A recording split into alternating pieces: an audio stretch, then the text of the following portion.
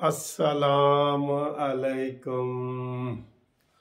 अच्छा, मैं टीवी कैमरे के सामने आता हूँ ना, आप यकीन जाने कि मैं दिल से ऐसे खुश हो जाता हूँ कि मेरी आपसे मुलाकात हो रही है। ये मुझे लग रहा होता है, जितने भी मेरे फॉलोअर हैं, जितने मेरे दोस्त हैं, जितने कमेंट्स करते हैं, मैसेज करते हैं, पढ़ते हैं, खाली सुनते हैं, मेरा लगता है कि मैं आपके सामने आ गया हूँ। तो फिर ऐसे में है ना, यकदम उदास हूँ भी सही ना, तो खुश हो जाता हूँ कि भाई मेरी मुलाकात हो गई है ना। मुलाकात से बंदा खुशी होता है ना। बात यह है कि जहांगीर तरीन के साथ शहबाज शरीफ साहब के राब्ता हो गया है। ये ब्रेकिंग न्यूज़ है और बड़ी अहम न्यूज़ है। और जहांगीर तरीन साहब से अब जो मुलाकात होगी वो भी हो जाएगी, आपके सामने आ जाएगी 1-2 दिन में। और आज का दिन भी बड़ा अहम है और कल का तो है ही है। कल तो आपको पता है पीडीएम का इजलास है। मैं पीडीएम वालों से कहता हूं कि कल के बाद अगर आपने कोई डेट मांगी ना कि फलानी मीटिंग में करेंगे और फलानी, हम सब आपके जो है ना खिलाफ वीडियो बनाएंगे। भाई मैं पहले ही कहता हूं कि आप नेक काम में देर ना करें। आप फिर मीटिंग होगी, फिर जी पूछा जाएगा, फिर ये मीटिंग हो और फिर ये कहें कि जनाब हम नून लीग वाले कहें जी हम नवाज शरीफ साहब से पूछेंगे, और शहबाज शरीफ साहब मीटिंग में ना जाएं तो वो शायद खकान अब्बासी कहेगा मैं शहबाज शरीफ से पूछूंगा। और नहीं भाई, हमला कर दो।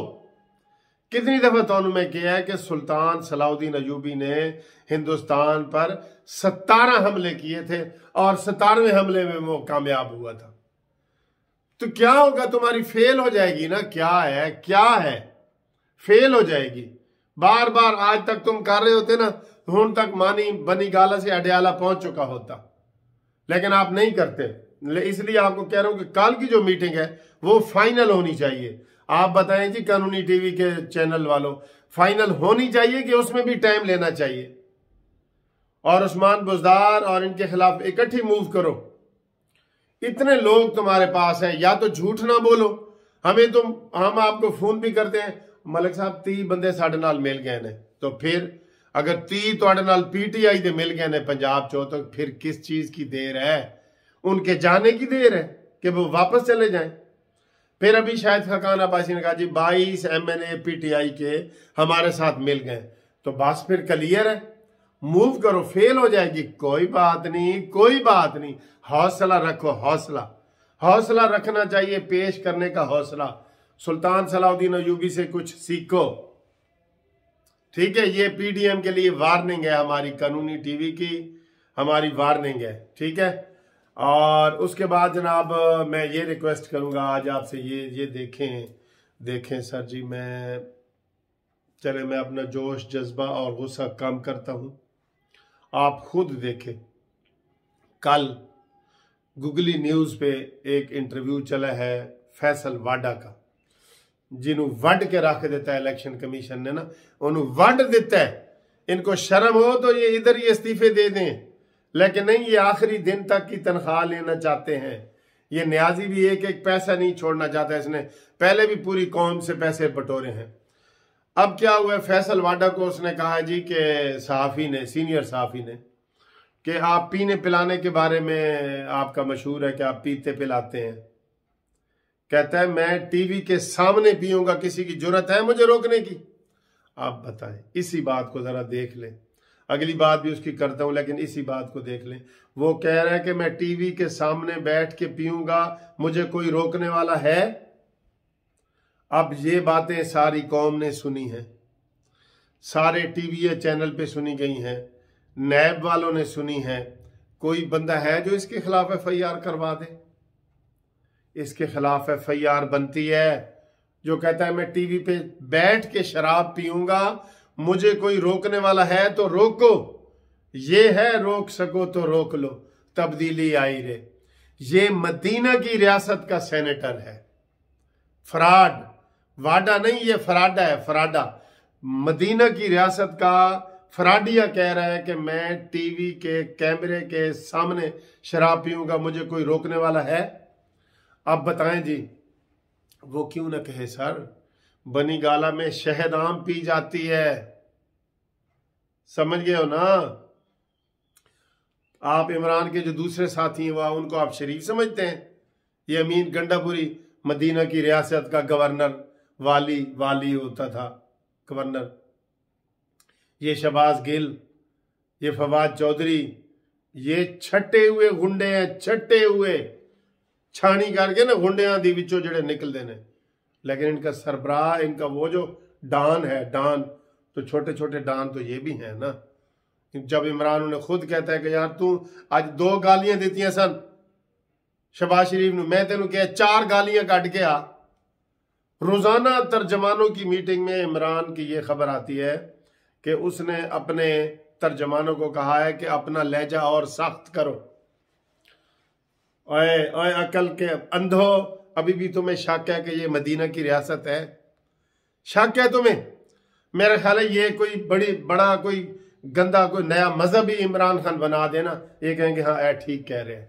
ए भांग ते लगे ने ना सारे, भांग पीना इनके कल्चर में है। काबीना ने पास किया है। मुझे ये बताएं, भांग वाले से भांग वाला अच्छी बात कर सकता है? भांग वाले से अच्छी बात की तवक्को आप कर सकते हैं? ये भंगी हुकूमत है, नशे में ये गर्क होते हैं। बनी गाला में सारा दिन नशे चलते हैं। जब नशे से ये फारिग होते हैं तो ये कुत्तों से खेलते हैं। इनको कोई एहसास ही नहीं है कि गरीब लोगों को इन्होंने कितना बुरा हाल कर दिया, किस नहज में पहुंचा दिया उसने। फिर फैसल वाडा कहता है कि 4 करोड़ रुपए मैंने रेहाम खान को दिया था फिल्म बनाने के लिए। मदीना की रियासत में फिल्म बन रही है, 4 करोड़ फिल्म बन रही है। अब उसके बाद इमरान खान ने जो दूसरी शादी की है वो उसके उलट है, बिल्कुल ठीक है। और रेहाम खान से जो इसने कुछ अर्सा पहले ही जो शादी की थी, वो उसको 4 करोड़ तो सिर्फ फैसल वाडा ने दिया है और 2 करोड़ रुपए सेनेट का दिया है। वो खुलेआम मान रहे हैं। वो कह रहा है किसी में जुर्रत है? जब ये कह रहा है कि मैं जी कैमरे के सामने शराब पीऊंगा, किसी की जुर्रत है मुझे रोकने के लिए? अल्लाह माफी दोस्तों, अल्लाह माफी। ये जाते जाते भी बहुत बुरा करेंगे।